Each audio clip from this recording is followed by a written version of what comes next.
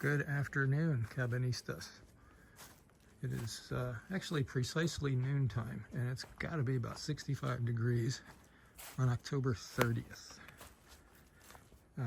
Today we're going to start the generator. In order to do that, we're going to need to put some gas in the little tank, or the little gas can.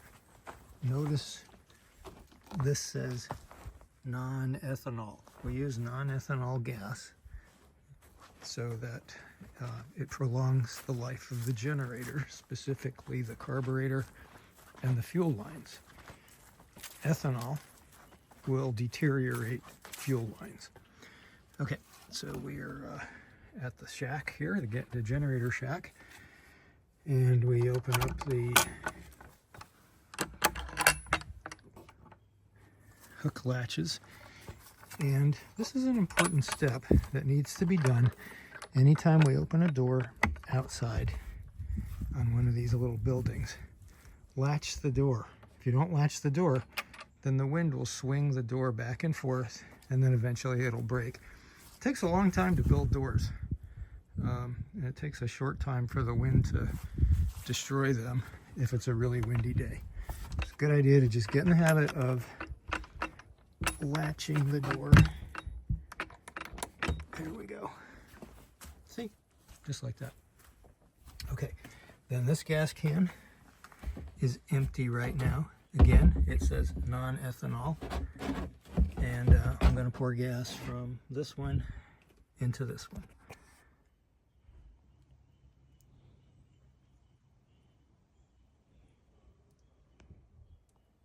There we go. Okay. So this gas can is full, and we're going to check the fuel level. We use that flashlight that lives up here and must always be put back there, because when we want a flashlight, we don't want to look around for a flashlight.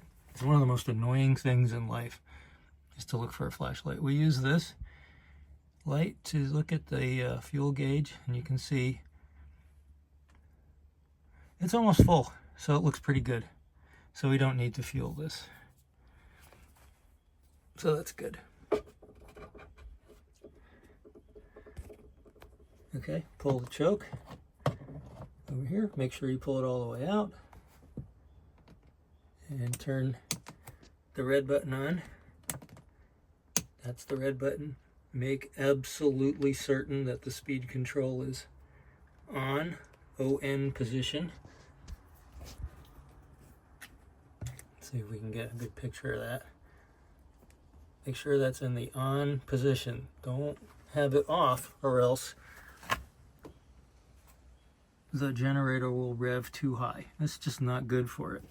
While we're looking at the hour meter here, we can see how many hours we have left until it needs the oil change. And I believe this has 35 hours remaining until it's oil change.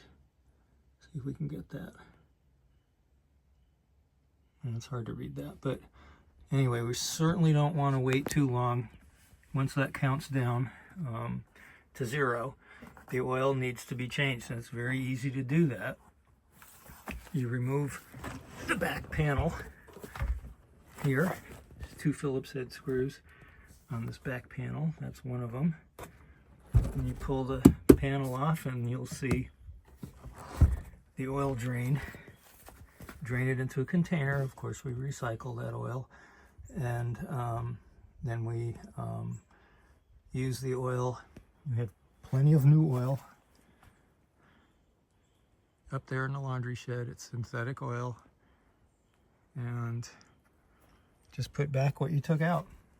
Basically, that's it. And then reset the counter, or make a little label and say when the next oil change is due. This says 1405, and you can see we're at 13,691. So you can make a new label here. Just use tape. Where is that? There it is. Just use tape. Make sure you write it down, put it on a piece of tape, and stick it on the generator, and then we'll know when the next time it is to change the oil. It's very important to change the oil, and the generator will last a long time. Okay, now we'll start it up. See if I can do this one-handed.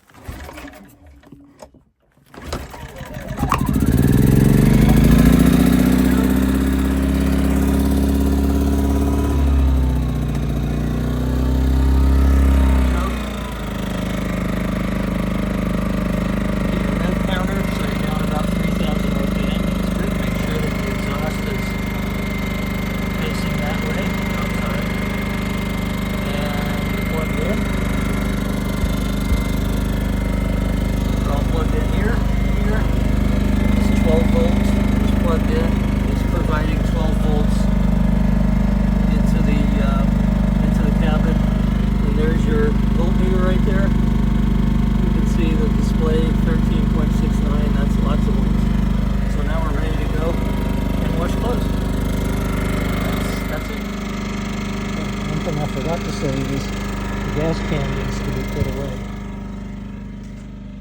And why is he so hypersensitive about putting things back? Because we do not like to look for things in general. And at the cabin at Woodman's Lee, looking for things becomes an incredibly tedious and awful waste of time. So the time it spends to just simply put something back is well worth it.